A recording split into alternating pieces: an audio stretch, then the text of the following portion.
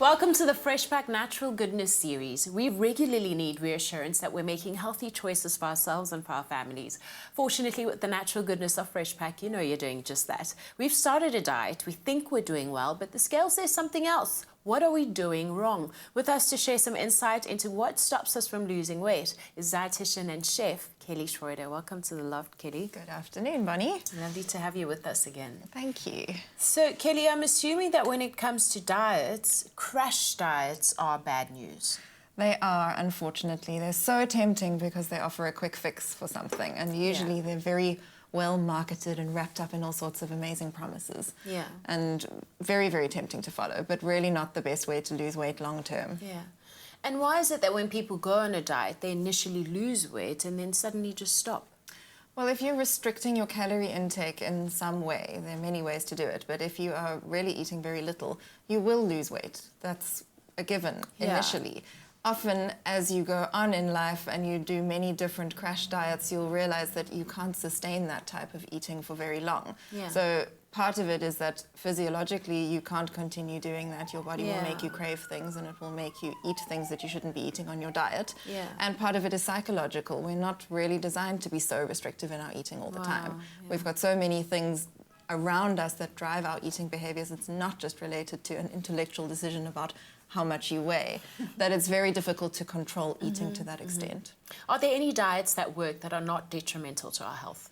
Well, essentially what you're looking for with a diet is reducing your energy intake so that your energy expenditure is a little bit more than your energy intake. So that allows you to burn fat.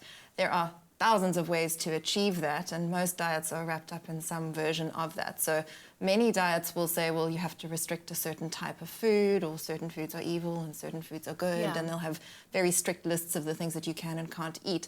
And generally I would advise against doing diets like that, because a long-term sustainable eating plan that also helps you to manage your weight includes all food groups. Right. How do we know that a diet we've adopted or a way of eating is sustainable for us in the long term? I try to encourage people to think about health first. So whatever choices you're making, even if it is about weight loss, if you're making those choices and just considering how healthy that choice might be for you long term, I think you're on the right track.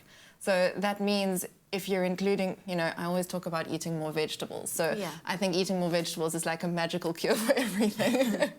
So when you do something like that, it's not just about going, okay, well, vegetables are lower in calories than other foods. So if you add them to a meal, they'll be satisfying without adding extra calories.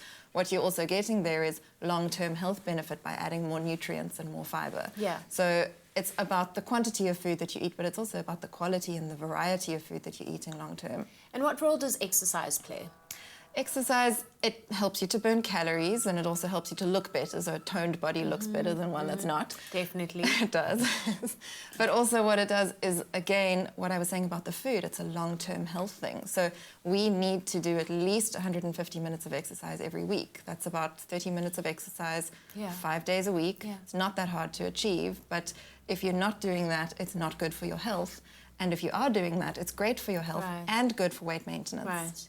And what about fluids? How much should we be taking in if we want to lose weight? Does that help us lose weight? So in pure water terms, 6 to 8 glasses of water a day is what we need for hydration. So what that does for you is it manages your weight in subtle ways and obvious ways. So the subtle ways, it helps your metabolism to work properly, it helps your digestion to work properly, helps your detoxification systems.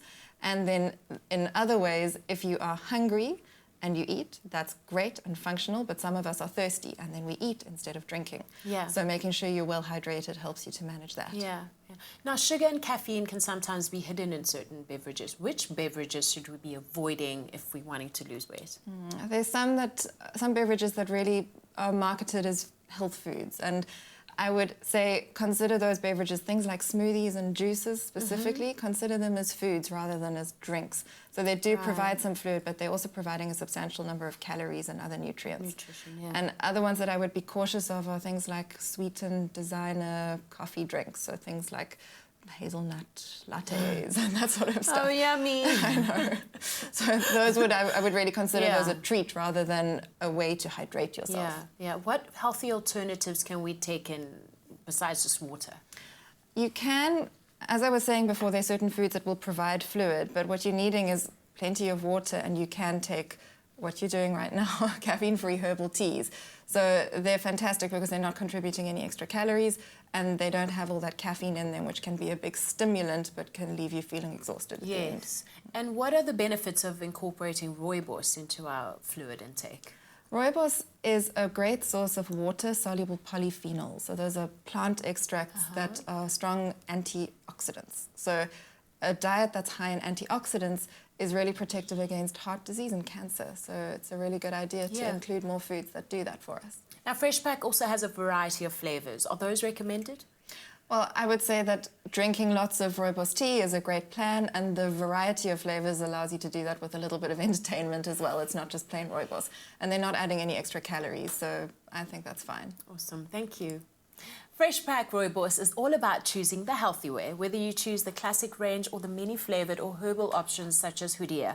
It's easy to enjoy all the beneficial antioxidants, no caffeine, and of course the natural goodness of FreshPak Rooibos. And it's delicious served hot or cold. If you'd like to win a FreshPak hamper consisting of a selection of delicious teas, SMS the keyword FreshPak to 33650 now. T's and C's apply and can be found on our website afternoonexpress.co.za. Until next week, keep yourself and your family happy, healthy and enjoying life with the natural goodness of FreshPak Rooibos.